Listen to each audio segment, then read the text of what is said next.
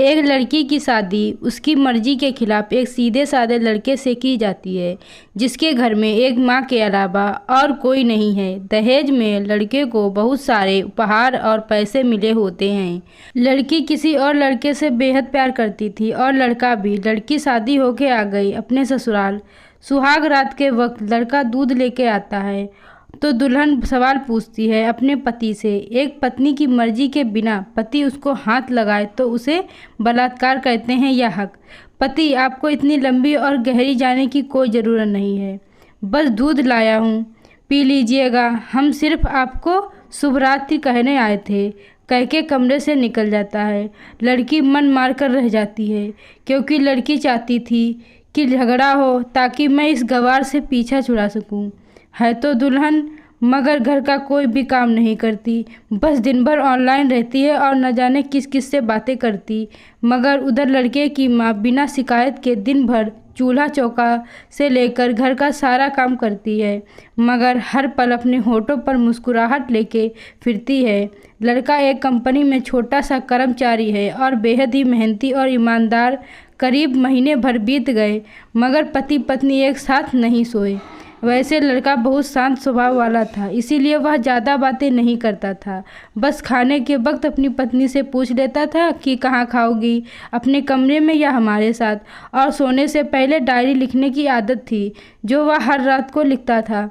लड़की के पास एक स्कूटी थी, वह हर रोज़ बाहर जाती थी पति के ऑफिस जाने के बाद और पति के वापस लौटने ही आ जाती थी। छुट्टी का दिन था, लड़का भी घर पे ही था तो लड़की ने अच्छे भले खाने को भी गंदा कह के माँ को अपशब्द बोल के खाना फेंक देती है। मगर वह शांत रहने वाला उसका पति अपनी पत्नी पर हाथ उठा देता है। मगर माँ अपने बेटे को बहुत डांटती है। इधर लड़की को बहाना चाहिए था झगड़े का जो उसे मिल गया था। वह पैर पटकती हुई स्कूटी लेकर निकल पड़ती है।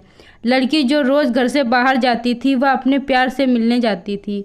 लड़की भले टूटकर चाहती थी लड़के को, मगर उसे पता था कि हर लड़की की एक हद होती है जिसे इज्जत कहते हैं, वह उसको बचाए रखी थी।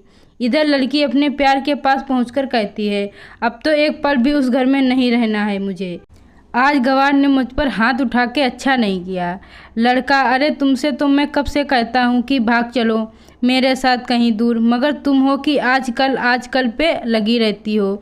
लड़की, शादी के दिन मैं आई थी तो तुम्हारे पास तुम्ही ने तो लौटाया था मुझे। लड़का, मैंने तो कहा था कि कुछ पैसे और गहने साथ ले लो, तुम तो खाली हाथ आई थी। आखिर दूर एक नई जगह में ज़िंदगी नए सिरे से शुरू करने के लिए पैसे तो चाहिए ना।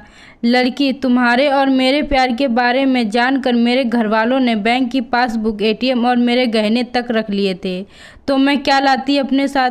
हम दोनों मेहनत करके कमा भी तो सकते थे।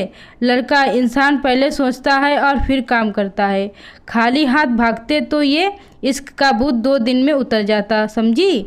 और जब भी तुम्हें छूना चाहता हूँ बहुत नखरे हैं तुम्हारे, बस कहती हो शादी के बाद। लड़की, हाँ शादी के बाद ही अच्छा होता है ये सब, और सब तुम्हारा तो है। मैं आज भी एक कुंवारी लड़की हूँ, शादी करके भी आज तक उस गवार के साथ ना सो सकी क्योंकि तुम्हें ही अपना पति मान चुकी हूँ। बस तुम्हारे नाम का सिंदूर लगाना बाकी है, बस वह लगा दो, सब कुछ तुम अपनी मर्जी से करना। लड़का, ठीक है मैं तैयार हूँ, मगर इस बार कुछ पैसे ज़रूर साथ लेके आना। मत सोचना हम दौलत से प्यार करते हैं, बस कुछ छोटी मोटी बिजनेस के लिए पैसे चाहिए। लड़की, उस गवार के पास कहाँ होगा पैसा, मेरे बाप से 3 लाख रुपया ऊपर से मारुति कार दी है, बस कुछ गहने हैं वह लेके आऊँगी आज। लड़का लड़की को होटल का पता देकर चला जाता है। लड़की घर के आके फिर से लड़ाई करती है, मगर अफसोस वह अकेली चिल्लाती रहती है, उससे लड़ने वाला कोई नहीं था। रात 8 बजे लड़के का मैसेज आता है व्हाट्सएप पे कि कब आ रही हो। लड़की जवाब देती है सब्र करो, कोई सोया नहीं है, मैं 12 बजे से पहले पहुंच जाऊंगी क्योंकि यहाँ तुम्हारे बिना मेरी सांसें घुटती हैं। लड़का, ओके जल्दी आना, मैं होटल के बाहर खड़ा रहूँगा। लड़की अपने पति को बोल देती है कि मुझे खाना नहीं चाहिए, मैंने बाहर खा लिया है। इसीलिए मुझे कोई परेशान न करे। इतना कह के दरवाज़ा बंद करके अंदर आती है कि पति बोलता है कि वह अलमारी से मेरी डायरी दे दो, फिर बंद कर लेना दरवाज़ा, हम परेशान नहीं करेंगे। लड़की दरवाज़ा खोले बिना कहती है कि चाबियाँ दो अलमारी की, लड़का तुम्हारे बिस्तर के पैरों तले है चाबी। मगर लड़की दरवाज़ा नहीं खोलती बल्कि जोर जोर से गाने सुनने लगती है। बाहर पति कुछ देर दरवाज़ा पीटता है, फिर हार कर लौट जाता है। लड़की ने बड़े जोर से गाना बजा रखा था। फिर वह अलमारी खोल के देखती है जो उसने पहली बार खोला था, क्योंकि वह अपना सामान अलग अलमारी में रखती थी। अलमारी खोलते ही हैरान रह जाती है। अलमारी में उसके अपने पासबुक, एटीएम कार्ड थे जो उसके घर वालों ने छीन के रखे थे। खोल के चेक किया तो उसमें वह पैसे भी ऐड थे जो दहेज में लड़के को मिले थे, और बहुत सारे गहने भी जो एक पेपर के साथ थे और उसी लड़की के नाम थी। लड़की बेहद हैरान और परेशान थी। फिर उसकी नज़र डायरी में पड़ती है और वह जल्दी से वह डायरी निकाल के पढ़ने लगती है। लिखा था, तुम्हारे पापा ने एक दिन मेरी माँ की जान बचाई थी अपना खून देकर। मैं अपनी माँ से बेहद प्यार करता हूँ, इसीलिए मैंने झुककर आपके पापा को प्रणाम करके कहा कि आपका ये अनमोल एहसान कभी नहीं भूलूंगा। कुछ दिन बाद आपके पापा हमारे घर आए हमारे तुम्हारे रिश्ते की बात लेकर, मगर उन्होंने आपकी हर बात बताई हमें कि आप एक लड़के से बेहद प्यार करती हो। आपके पापा आपकी खुशी चाहते थे, इसीलिए वह पहले लड़कों को जानना चाहते थे। आखिर आप अपने पापा की राजकुमारी जो थी, और हर बाप अपनी राजकुमारी के लिए एक अच्छा ईमानदार राजकुमार चाहता है।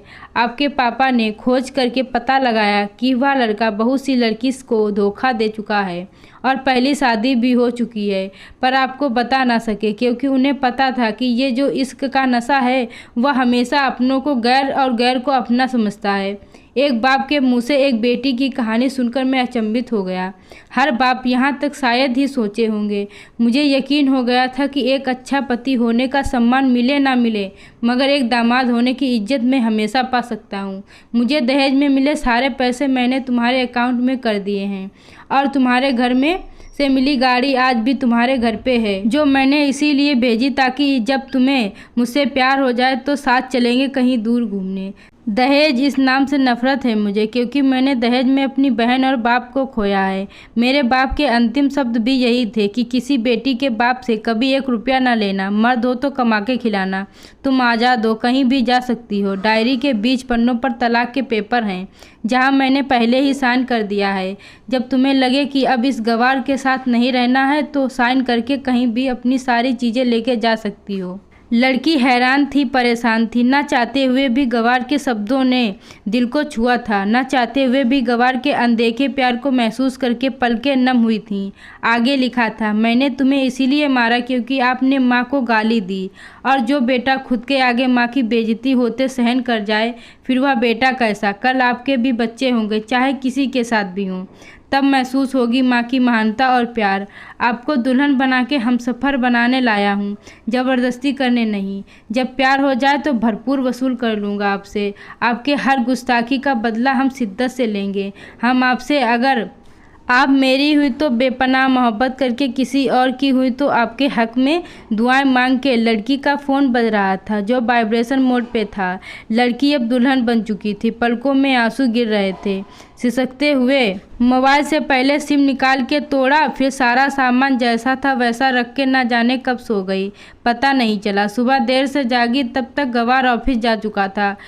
पहले नहा धोकर साड़ी पहनी, लंबी सी सिंदूर डाली अपनी मांग में, फिर मंगलसूत्र, जबकि पहले एक टीसी जैसी साइड में सिंदूर लगाती थी ताकि कोई लड़का ध्यान न दे, मगर आज 10 किलोमीटर से भी दिखाई दे ऐसी लंबी और गाढ़ी सिंदूर लगाई थी दुल्हन ने। फिर किचन में जाके सासू माँ को ज़बरदस्ती कमरे में लेके तैयार होने को कहती है, और अपने गवार पति के लिए थोड़ा नमकीन, थोड़ा हलवा और चाय बना के अपनी स्कूटी में सासू माँ को ज़बरदस्ती बिठा के, जबकि कुछ पता ही नहीं है उनको कि बहू आज मुझे कहाँ ले जा रही है, बस बैठ जाती है। फिर रास्ते में सासू माँ को पति के ऑफिस का पता पूछकर ऑफिस पहुँच जाती है। पति हैरान रह जाता है पत्नी को इस हालत में देखकर। पति, सब ठीक तो है ना माँ? मगर माँ बोलती इससे पहले पत्नी गले लगाकर कहती है कि अब सब ठीक है। ऑफिस के लोग सब खड़े हो जाते हैं तो पत्नी कहती है कि मैं इनकी धर्म पत्नी हूँ, वनवास गई थी, सुबह लौटी हूँ। अब 1 महीने तक मेरे पतिदेव ऑफिस में दिखाई नहीं देंगे। पत्नी, क्योंकि हम लंबी छुट्टी पे जा रहे हैं साथ साथ।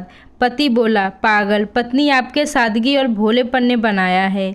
सभी लोग तालियां बजाते हैं और पत्नी फिर से लिपट जाती है अपने गंवार पति से, जहां से वह दोबारा कभी भी छूटना नहीं चाहती।